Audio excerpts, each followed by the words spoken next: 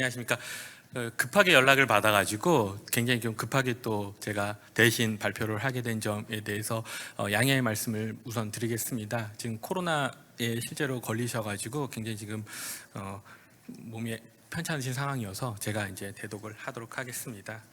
김 선생님 발표 주제는 19세기 조선이 종부를 만나다라고 하는 주제입니다. 그 조선 후기 여성이천 한경과 그 신변을 탄식하면서 지은 그 시가 있는데 그 여탄가라고 부른다고 합니다. 요 시에 이제 보면은 그동안 우리가 이제 우리 사회에서 조선 여성이 어떤 남존여비 혹은 칠거지약, 뭐 삼중지도로 표현된 어떤 피해자로 그다음에 상속에서 배제되고 경제력이 없는 불쌍한 여성으로 알려져 왔습니다. 이렇게 기구한 조선 여성의 팔자 이야기에 대해서는 굉장히 익숙하게 들어본 어떤 레파토리일 것입니다. 그런데 동일 시대를 살고 있는 그 노론의 대표적인 유학자이자 그 살림으로 존경받았던 조병덕이라고 하는 사람의 큰 며느리는 시어머니를 쫓아낼 정도로 굉장히 억센 여자였습니다. 또 둘째 며느리는 남편이 첩을 여럿 거느린 탓에 첩에게 안살림 주권을 빼앗기고 또 치여 살았다고 합니다. 셋째 며느리는 착했지만 무능한 남편 때문에 친정살이를 하고 있었다고 합니다. 이렇듯 여성 개개인의 성격과 능력에 따라서 친정의 어떤 신분적 지위와 또 경제력에 따라서 또 굉장히 다양한 편차를 보이고 있었던 게 실제 어떤 조선사회였다는 것이죠.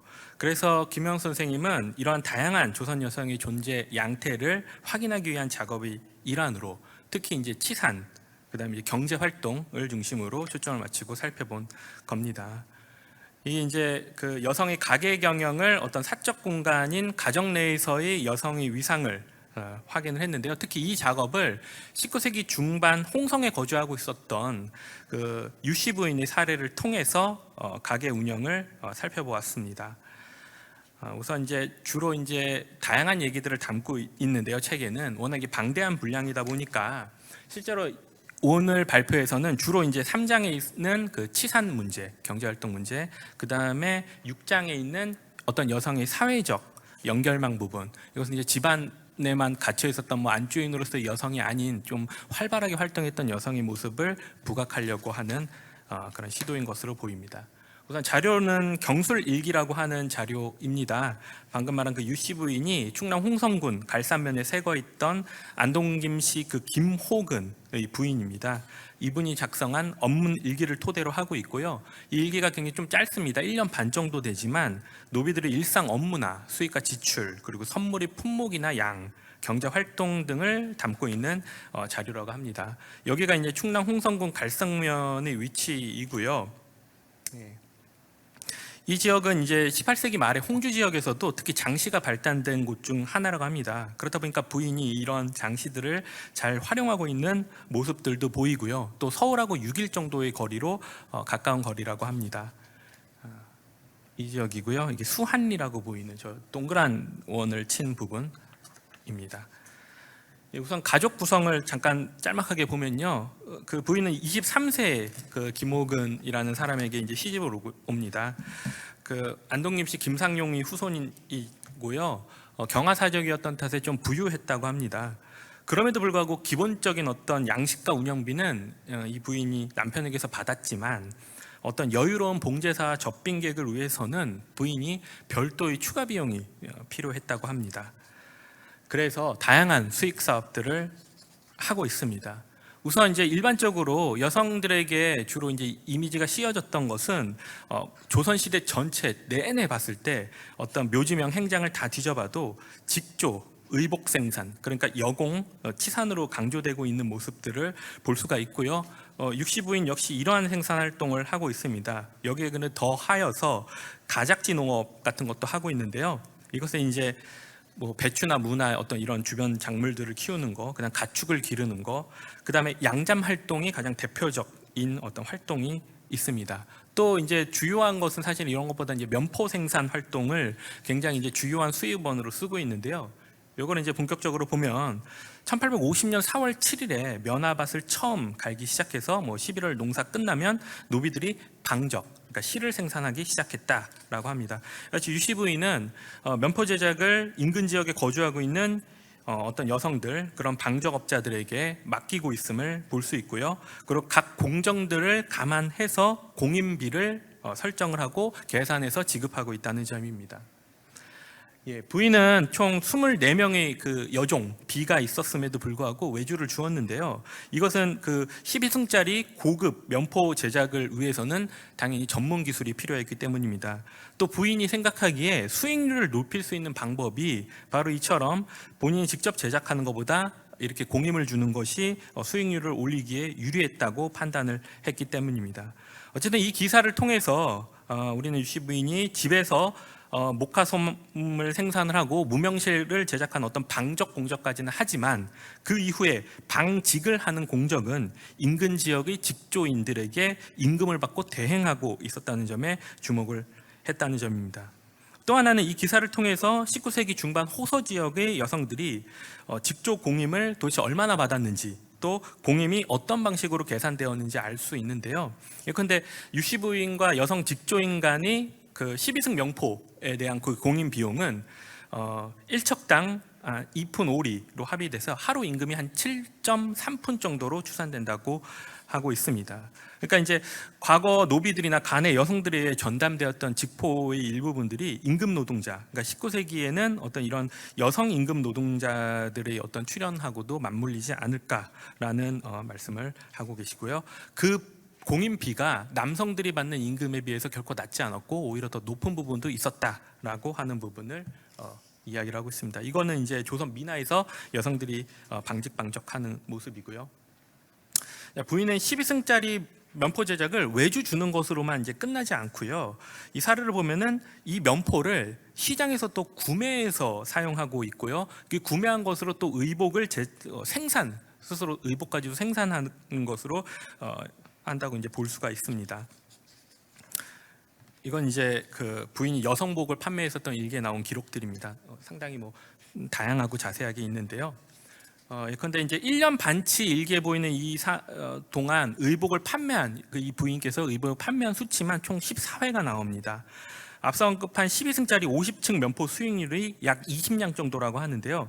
이를 판매할 경우 수익이 추가로 8량 정도를 또 확보할 수 있다고 하는데, 어쨌든 이러한 작업 전체가 수익률을 극대화하기 위한 전략이 아닐까라고 이야기를 하고 있습니다. 이와 같은 사례들은 조선 후기에 무수히 또 등장하고 있는 사례라고 볼 수 있고요. 그래서 이것을 통해서 모든 의복을 집에서 자기들이 생산하지 않았다라는 것을 알 수 있다라고 말하고 계십니다. 또 유씨 부인은 방적이나 의복 생산을 넘어서 판매업까지도 진출해서 경영의 다각화를 꾀하고 있다고 합니다. 그 판매 내역들을 보면은 총 판매량 측면은 좀 미미한 편이기는 하지만요, 일반 그 사족 녀석들이 상업 활동과 재산 축적 과정을 엿볼 수 있는 게 특히 이제 귀금속 판매가 이제 대표적이라고 볼 수가 있습니다. 3번 같은 경우를 보면은 장신구를 풀어서 경영하여 점차 재산을 불려 재전으로 준비하려고 했다라는 기록들을 보면은 장신구 판매를 통한 수입을 이해할 수 있고요. 그런데 이러한 그 물품 판매를 사족 녀석이 직접 본인이 한 것은 아니고요. 이 부인은 자신의 노비 혹은 상인들을 활용해서 판매를 하고 있다라고 이야기를 하고 있습니다. 요 사진들을 보면 그런 거래에 대한 이해를 하실 수 있을 것입니다. 그럼 부인은 귀금속을 팔아서 얼마를 벌었을까요? 총 이익금은 본전이 2냥 4전인데 이익금만 2냥 4전 4푼, 그러니까 수익금이 100%를 넘는다라는 것을 알 수가 있고요. 이것뿐만 아니라 뭐 다양한 판매에서 대부분 수익성을 한 100% 정도로 잡고 있습니다. 그리고 물건의 수익금이 들어오면 유씨 부인은 즉시 주변 인물들에게 또 빌려주었습니다. 그러니까 이제 어떤 고리대 활동을 같이 한 것이라고 볼 수 있죠. 대부업에도 이제 손을 대셨다라고 볼 수가 있고요. 그 1년 반 정도 이 일기를 보면은 총 47회의 대출 기록이 나오고요. 뭐 양반들에게는 15회, 또 하민들에게도 한 32회 정도를 대출을 하고 있는 것을 확인하였습니다. 또 이자율은 당시에 보편적이었다고 볼 수도 있는데 거의 50% 정도 이자율을 보이고 있고요. 상환 기간은 1년 내입니다. 당연히 이제 신용률을 고려해서 하민들에게는 소액을 빌려줬고요. 떼일 확률이 적은 양반들에게 좀 고액을 대출하고 있었던 모습을 볼 수가 있습니다. 그래서 UCV는 이 대부업을 통해서 상당한 재산 증식을 성공적으로 수행했다라고 보이고 있습니다. 이와 같은 현상은 사실 이 19세기 상인들에만 나타나는 게 아니라 이처럼 서울 양반 관료들에게서 또 광범위하게 나타나고요. 또 지방의 이 사족 여성들에게도 나타나는 활동이라고 설명을 하고 있습니다. 또 이제 기타 사례인데요. 대부 활동은 지역에 신용을 공급한다는 기존 연구도 있지만 그 신용을 공급하면서 부인의 연막 유지와 함께 하민들이 충성, 그다음에 긴박을 꾀하는 어떤 그런 속성도 가지고 있다라고 평가를 하고 있습니다. 그럼 UCV는 이렇게 열심히 돈을 벌어서 무엇을 했을까? 보면은 대부분은 다 생활비입니다. 집안의 부족한 생활비들을 충당을 하고 있었고요. 그 안에서는 상품을 구입하거나 또 의복을 제작하기 위한 중간비를 이제 또 소비하는 데도 썼고요. 또 이 외에도 자신이 이제 땅을 또 삽니다. 논 오두락을 구매하는데 이것은 이제 남편하고 확실히 구분해서 이건 내 자산이다라고 표기를 하고 있는 것이고요. 부인은 이렇게 번 돈을 그 자신과 집안의 어떤 사회적 네트워크를 관리하는 데에도 지출하고 있었다고 합니다. 즉 대부분 이제 선물 공여로 나타나는데 선물을 이제 사서 주는데 많은 지출을 하고 있었다고 합니다. 그러니까 우리가 통념적으로 조선의 사족 여성들이 집이라는 폐쇄적인 공간에서 갇혀서 사는 존재라고 간주하고 있는데 그렇지 않다라는 점을 좀 강조를 하고 계신 것 같습니다. 일기를 통해서 1년 반 동안 만난 사람들을 추적을 했습니다. 대부분 남녀, 신분, 그룹 예컨대 이제 계층 간으로 이렇게 분류를 해봤는데 그 결과 부인을 방문하고 있는 사람들이 총 253명에 달하고요. 물론 대부분은 친족 그룹입니다. 그 외에도 이제 하민과도 48% 정도 관계가 나타나는데 이것은 아마 남편이 상당 기간 출타를 하고 있었기 때문에 부인이 집안을 전격적으로 경영하기 위해서 나타난 인간관계라고 보여지는 부분이라고 할 수 있습니다. 사회적 연결망의 특징을 대략적으로 한 5가지 정도를 제시를 해주셨습니다. 이 부분은 이제 이 표로 이 내용으로 가름을 하고요. 그러면 이제 부인께서는 자신의 네트워크를 어떻게 관리를 했는지를 보겠습니다. 첫째로는 이제 상호 방문하면서 직접 1대1로 이렇게 교류를 하는 방법이 있고요. 또 문안비 같은 것들을 통해서 하거나 서신을 편지를 보내서 하는 방법이 있고요. 또 선물 교환을 통해서 하는 등등으로 네트워크를 유지하고 관리했다라고 하고 있습니다. 그래서 이것은 각각 대상별로 선물 교환한 그 비중을 나타낸 것입니다. 이제 정리해서 말씀을 드리겠습니다. 제가 이제 좀 대독하는 입장에서 시간을 너무 많이 쓰면 안 될 것 같아서 굉장히 좀 빠르게 진행을 했기 때문에 결론 부분은 김영 선생님이 논지가 명확하게 전달될 수 있도록 조금 속도를 낮춰서 천천히 말씀을 드리겠습니다. 예, 그 일기에 나타나는 UCV는 양반가의 종부답게 봉제사나 접빈객에 충실하고 또 친족 어른들을 잘 모시면서 또 남편의 교유와 사회적 연망을 유지하고 확대하는 여성이었습니다. 거의 매일 출타하는 남편을 대신해서 가정도 계획적으로 잘 경영하였고요. 또 검소하고 부지런하고 또 노비 관리 능력도 뛰어났습니다. 남편의 문과급제와 출세를 위해서 그리고 등남을 위해서 떡을 놓고 빌기도 하고 또 점도 쳤습니다. 그리고 첩이 있는 서울로 자꾸 발걸음을 돌리는 남편이 원망스러워서 조용히 눈물을 짓고 있는 여성이기도 했습니다. 이런 여성을 공적인 공간에서 남성들이 시각에서 묘사했을 때는 당연히 보편적인 조선의 어떤 현모양처로 그려졌을 것으로 짐작이 됩니다.